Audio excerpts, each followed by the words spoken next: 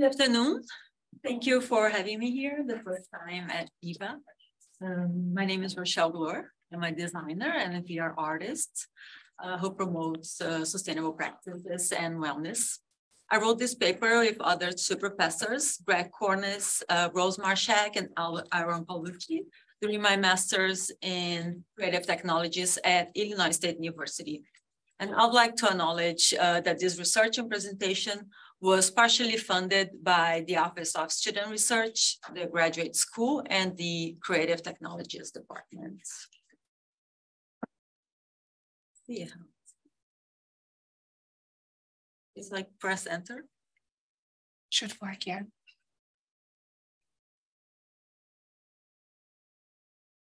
Okay. Yeah, you've got it. Yes.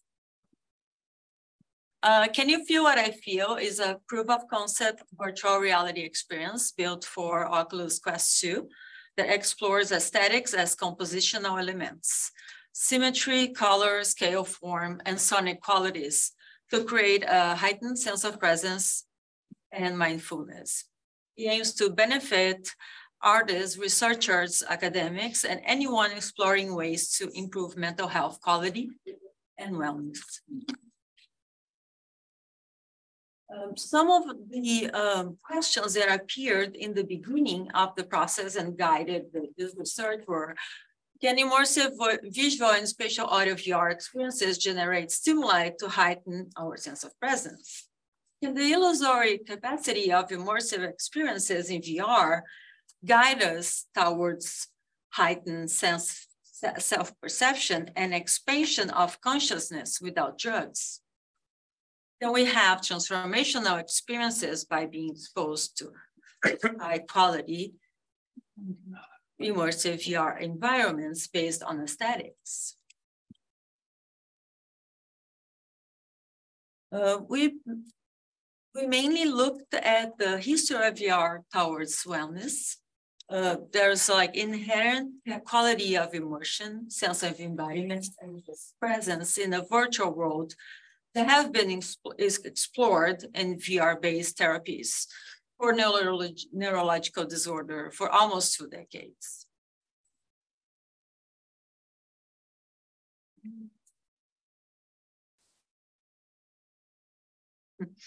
I had more than, I had a few examples here, but we looked at the Shard-Davis osmosis.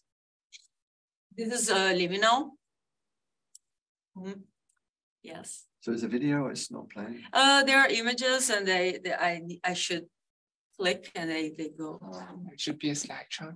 It should be a slideshow, basically. Yeah. And it's not coming up. But there are only like 5 images. It would be good to see them. If I can, Caroline, you might be able to. Because I use animation in my PDF presentations. Is it playing as a PDF, playing as a PowerPoint? Oh, That's why. okay. No, but it's big PDF there. It's PDF, yeah. So it should. Yeah, I don't know if there's a presentation mode. Sorry, if it's not saved as an interactive PDF, then it won't play in the browser, the slideshow. Yeah, is it saved as an interactive PDF? It should be. Can we open it outside of the browser? Might that help? It's going to be a bit tricky because there aren't any PDF players license right now. No, that's okay. No, that's not a problem at all. I was just like, just gonna show a few images of artists that we had looked for. And some of them are Shard-Davis osmosis, which center in self-awareness. Hunter Hoffman and the Snow World in 2007 created this like VR shooting, simple minimalist game, which has been used so far for burnt patients, and he coined the technique called VR distraction to deal with flame management. Then Gramala and meditation chamber, and she started using meditative practices for reducing stress and chronic pain. Towards more contemporary, we have gel, synchronization through breath. isthmus where participants were embodied as energetic essences. And we see with that, like several VR-based phenomenological experiences using phenomenology that have similar results as the use of psychedelic drugs, which demonstrated the potential for VR to be used as therapy for treating depression, which is one of our goals. We also looked at the consumer-based applications, cosmic flow, and liminal, which is beautiful image.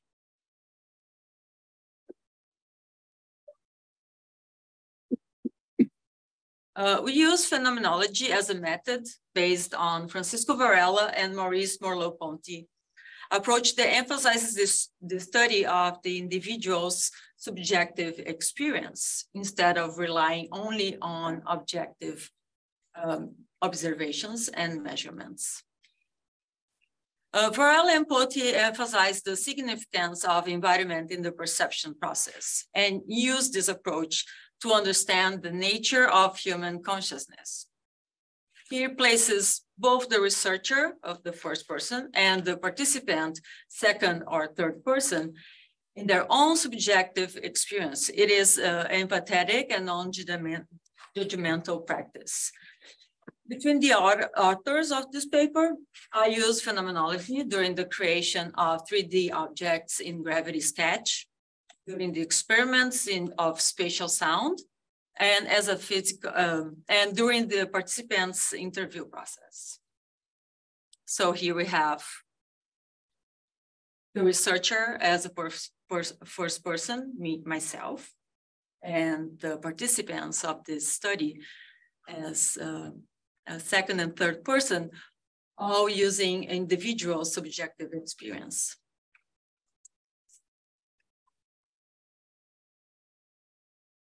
I don't know if someone has used Gravity Sketch here. You did? Yeah.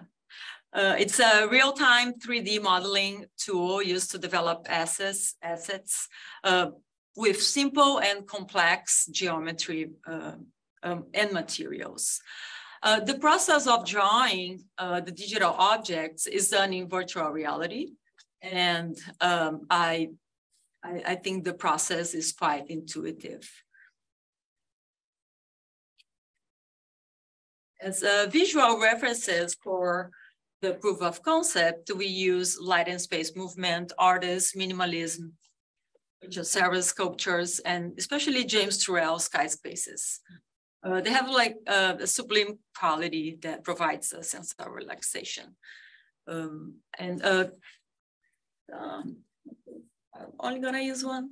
So James Turrell, for most of you probably know about his sky spaces. He has already like about 85 sky spaces built around the world. And there's a continuous consideration for placement, scale, and materiality of light that reflects the natural colors of sunset and sunrise, even though he also integrates artificial light. For audio references, the composition of the soundscape was inspired by minimalist and ambient drone music. Hiroshi Hashimura, a Japanese pioneer of ambient music, our focus was electronic nature. Lamonte Young, the first American minimalist composer for its sustained notes, and Carla Ferreira, a contemporary experimental guitarist and its infinite circular textures. And for the spatial audio part, we tested with 2 audio plugins in Unity. One is Dear VR Pro, and the other the Oculus Spatializer. For the use of for this experiment, we ended up like choosing Oculus Spatializer just because we were able to change in real time. And that's Shah Davis, Osmosis. yeah, I love that. so I'm just gonna go through the images that were selected. So this is a Chart Davis osmosis.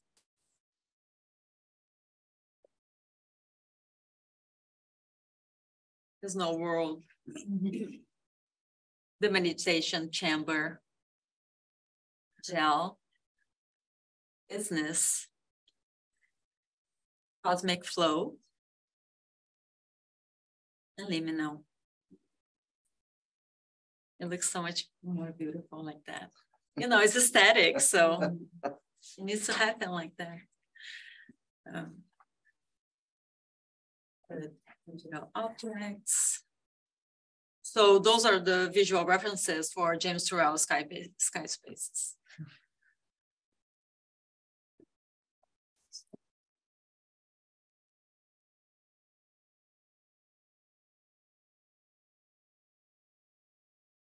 And so I don't know how the audio is selected. It's working.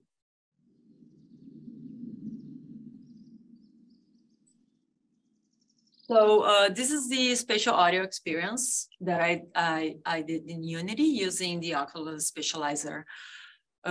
So I am embodied as the pink, like the lilac capsule. Electronic sounds that you can hear in that big sphere that's selected going down the capsule, that's myself. It's actually, I was like completely embodied in there. There are aesthetic sound sources. The birds, they are in the small capsule above, in the small sphere above. And there's this dynamic sound source going around. That's just kind of like a drone sound.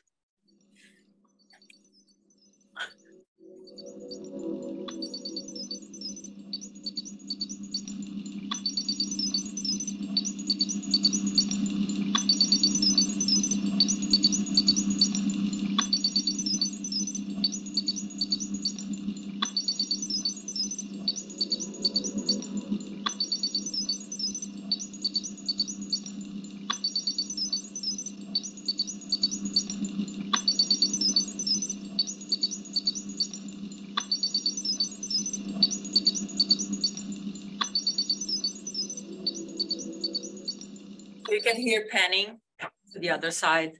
So that was the study was to analyze how much volume and how much spread was necessary in order for the sound to be like a physical experience. Of course, here in this room, we don't feel that, but once you have dynamic headphones, you can feel. I was able to notice the sound in my right eye and then pass it to my left ear. In the back, I couldn't feel sounds. That was unexpected because I thought I was gonna be able to feel the sounds around.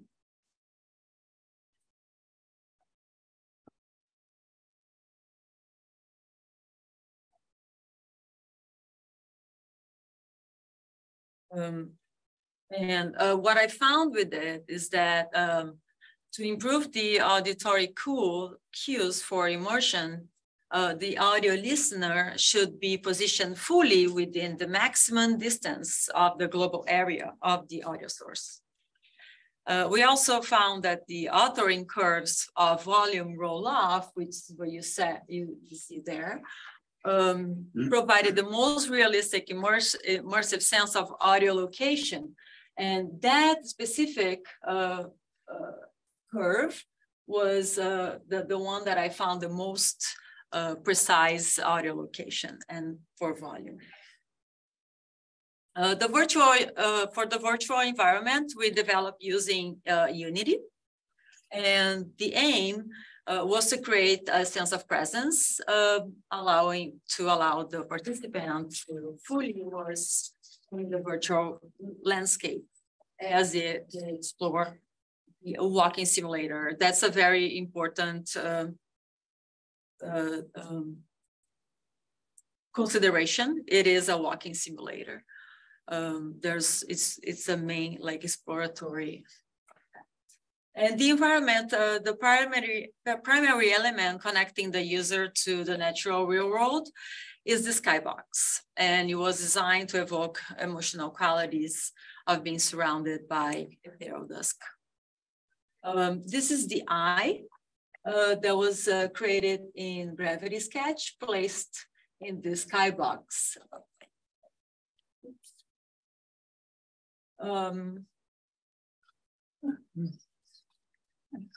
And the landscape and its objects were designed with transparent and reflective surfaces that interact with light to imply openness and serenity.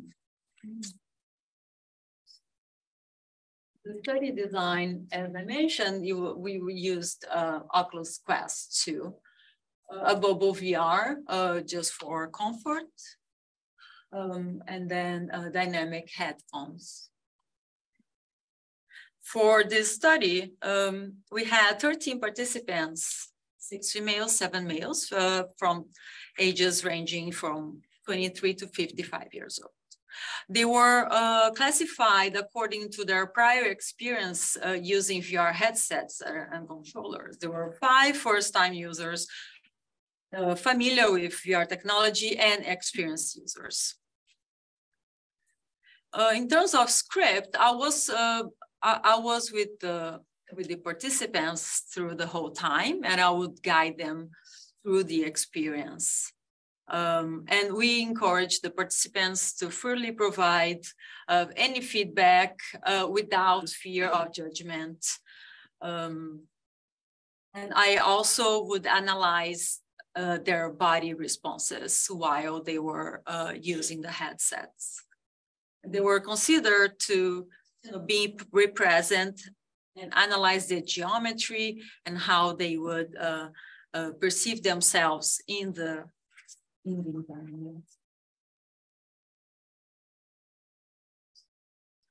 From 100% of the participants reported satisfaction, and that was expected due to the design decisions that we made. 80% felt relaxed, 50% were surprised for the use of aesthetics for a walking simulator, and 50% told us to be excited about the possibilities for of VR applications for therapeutical purposes. So here, like we placed 2 participants were a little disappointed with the exploratory mechanics of the game.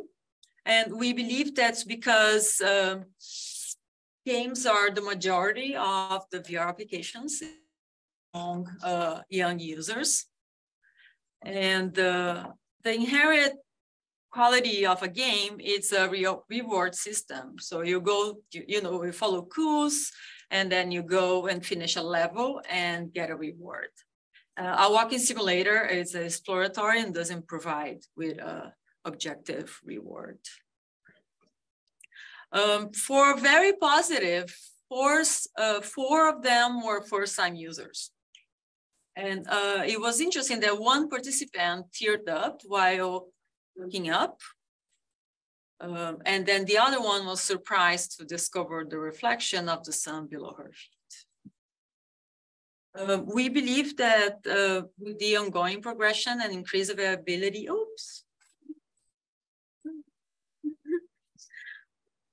there exists a possibility for VR therapy to completely transform the mental health sector by providing innovative means of treatment and assistance.